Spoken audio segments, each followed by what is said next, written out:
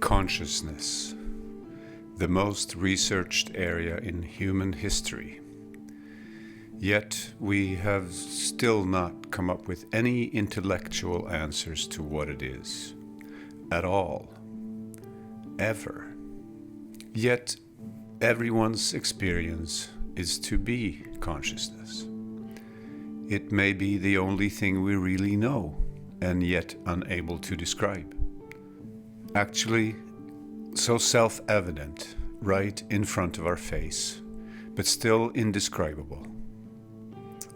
And still, everything is in consciousness. Nothing is outside of consciousness. If anything could be outside of consciousness, can you describe it? Can anyone? So, let's pretend that we take a little journey in consciousness, and maybe at least understand what it is not. Your experience of reality is consciousness. That is completely obvious and cannot be denied. All is in consciousness. Consciousness is primary. All else is secondary. For something to be experienced at all, there must be something in which it is experienced. And to understand what is experienced, it is surely a good idea to understand what is experiencing first. If we do not understand that, we cannot trust any conclusions about what is experienced. It is the only question that you really know the answer to. Am I conscious? Everyone answers yes to that question. We really know this. Only do not confuse the biological term for consciousness with the consciousness we are talking about here.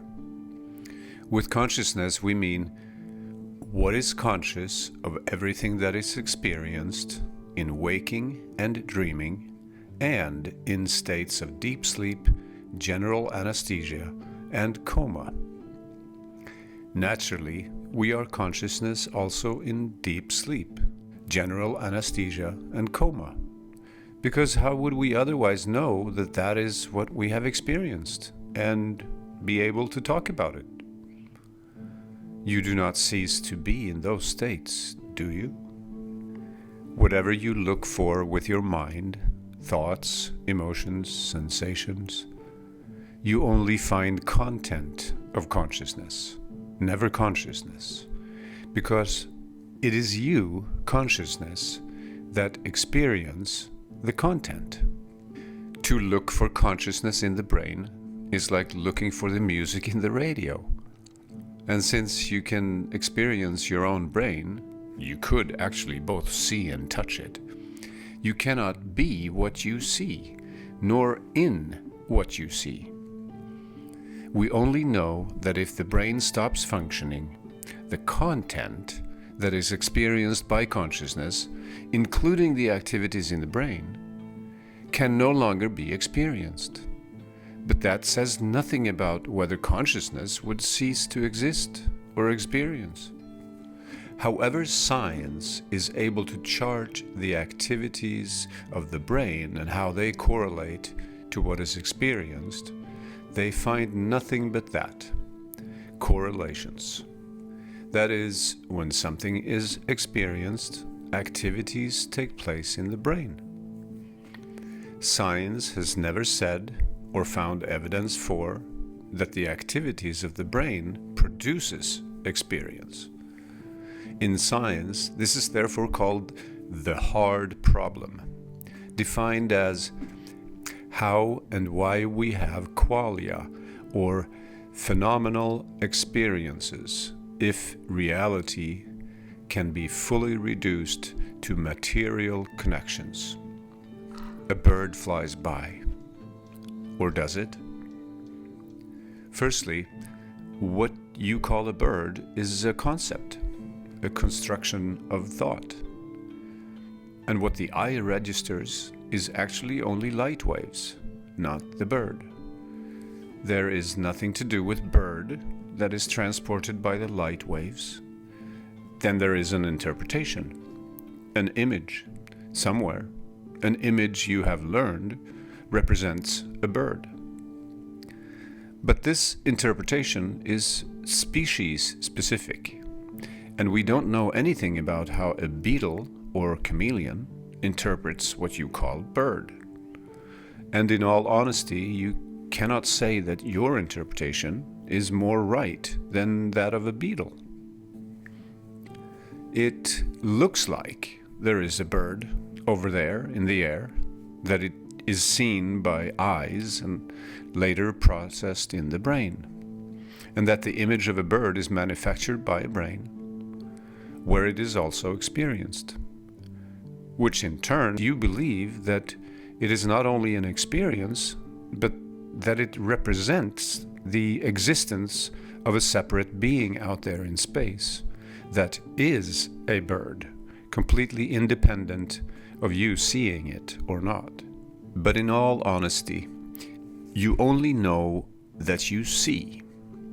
How you interpret that experience of seeing is up to you. Or rather, you have learned what others have told you about how they interpret the world. That is, it is a conditioned behavior. Most likely, you then started to believe there is a bird flying, a bird that has its own existence, independent of and separate from consciousness. Furthermore, if you look for that image of a bird in your body, in your brain, you do not find it. You only find electrical impulses between neurons, and they are not an image of a bird.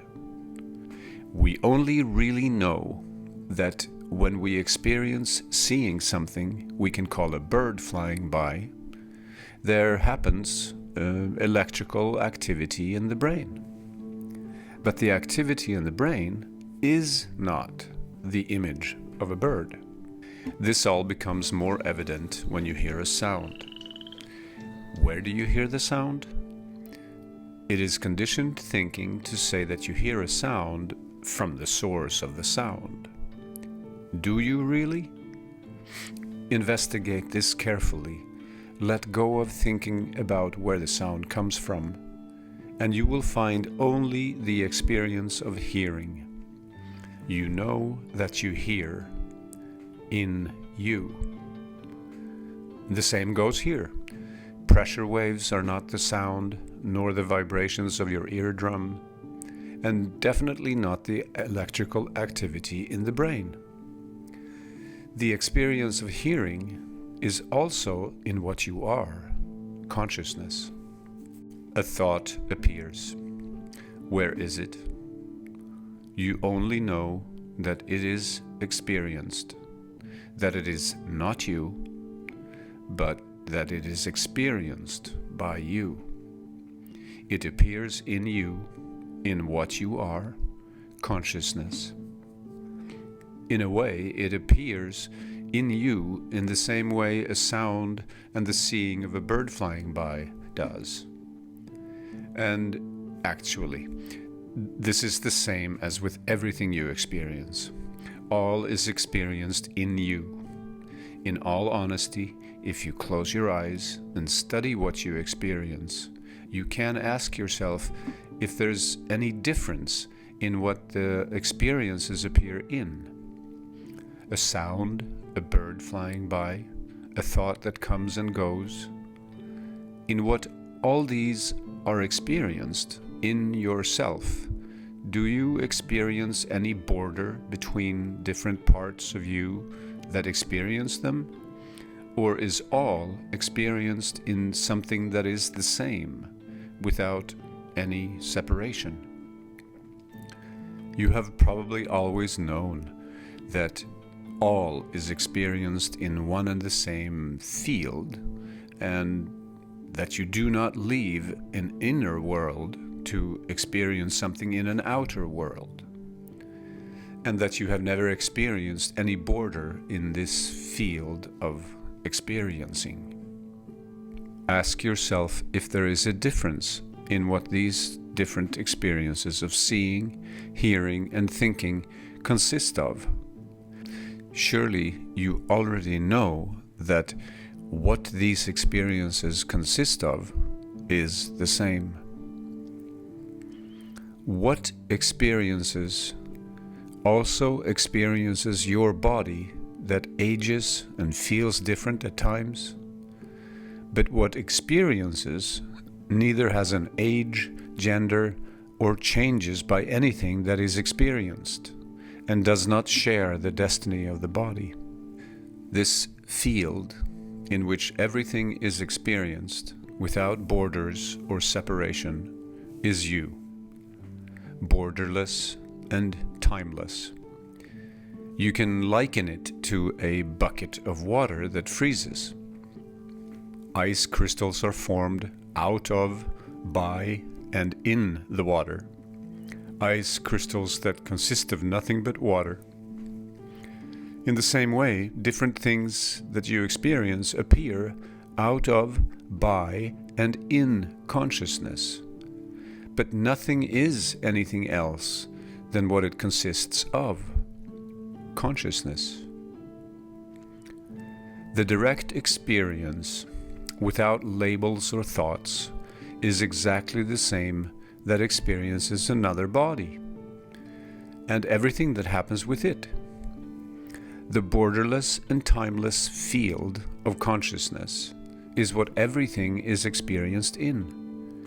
Only labels, thoughts, and interpretations split up what then looks like a world in parts where you seem to share the destiny of your body and to be separate from other bodies that we call persons. When two different bodies are experienced, bodies that seem to experience different things, one sees a bird fly by and a thought appears to another, we draw a strange conclusion that we have individual and separate consciousnesses that in some mysterious way lives in our bodies. But this conclusion is not founded on your direct experience, nor science for that matter. You can liken this to two whirlpools in water. Something happens to one whirlpool and something else to the other. But what is a whirlpool? A localized activity in water, out of water, by water. In this metaphor, the only thing that has its own existence is the water.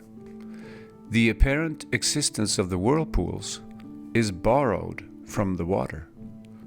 It is the water that experiences, even if different activities take place in different places. It is exactly the same with consciousness.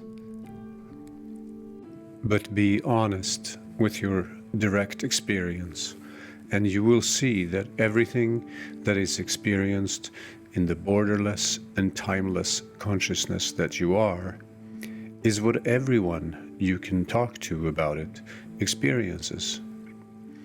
The experience of a world with all its objects is shared with billions of people, not to mention the rest of all living beings, since it is the same consciousness.